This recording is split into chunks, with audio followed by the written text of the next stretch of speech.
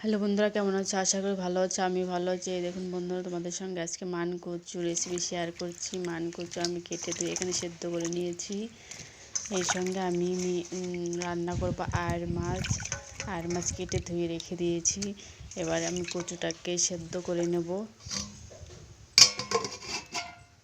অল্প সেদ্ধ করবো, বেশি সেদ্ধ করবো না। সেদ্ধ করা হয়ে গেছে, এবার নামিয়ে নিলাম।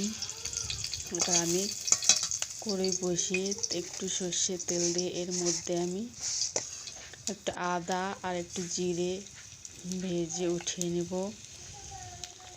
মশলা এখানে আইড় মাছ নুন হলুদ মেখে দিয়ে কড়াইতে তেল দিয়ে মাছটাকে ভেজে নেব। এখানে আমি খোল দিয়ে রান্না করছি, মাটির উনুনে। দেখুন বন্ধু, সুন্দর আগুন জ্বলছে। একদম দেখতে দেখতে রান্না হয়ে যাবে। আর রান্নার টেস্টটাও খুব ভালো হয় মাছের রান্না। দেখুন বন্ধুরা, এখানে আমি তেল হলুদ দিয়ে মাছটাকে ভেজে নিচ্ছি। মাছটা ভাজা হয়ে গেলে এক পিঠ উল্টে নিয়েছি। ওই পিঠ ভাজা হয়েছে। ওই সাইডে আমি ভাত আর এই সাইডে তরকারি রান্না করবো। দুটো উনুন ওই দিয়ে রান্না করছি। মাছ ভাজা হয়ে গেছে আর বাকি কটা দিয়ে দিয়েছি। এইভাবে আমি সব কটা মাছ ভেজে উঠিয়ে নেব। তারপর আমি মাছ সব কটা ভাজা হয়ে গেছে, উঠিয়ে নিলাম। এখানে আমি ওই তেলের মধ্যেই ফোড়ন দিয়ে দিচ্ছি জিরে, গোটা জিরে, শুকনো লঙ্কা, তেজপাতা দিয়ে কচুগুলো সিদ্ধ করে জল ঝরিয়ে এর মধ্যে দিয়ে কিছুক্ষণ ভেজে নাড়াচাড়া করে এর মধ্যে স্বাদ মতন আমি লবণ দিয়ে দেব আর হলুদ দিয়ে আবার একটু নাড়াচাড়া করে ভালো করে জল দিয়ে কিছুক্ষণ ফুটতে দেব। এইভাবে খেয়ে দেবে বন্ধুরা, আশা করি খুব ভালো লাগবে। মানকচু কে কে খেয়েছে বলবে। এখানে আমি কাঁচা লঙ্কা বেটে এর মধ্যে দিয়ে দিলাম। খুব না বাটলেও হবে, আদা বাটা করে দিয়েছি।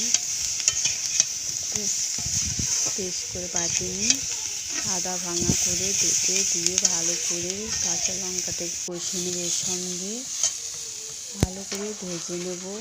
তারপর দেখুন বন্ধুরা, ভাজা হয়ে গেছে। এবার আমি জল দিয়ে দিচ্ছি। জল দিয়ে কিছুক্ষণ জন্য রেখে দেব জলটা ফুটতে। এর মধ্যে আমি একটা আলু দিয়েছি। তোমরা চাইলে আলু দিতেও পারো, নাও পারো।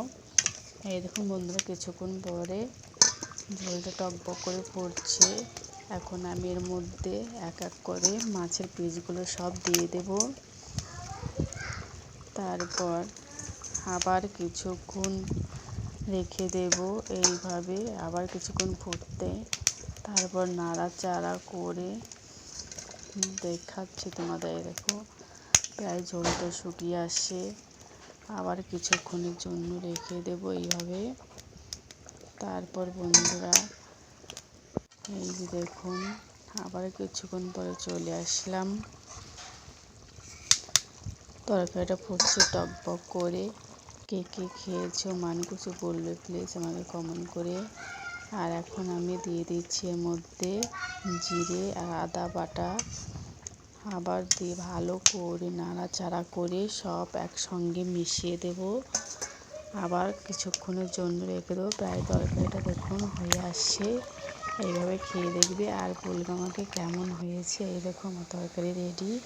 আশা করি খুব ভালো হয়েছে, খুব ভালো লাগবে।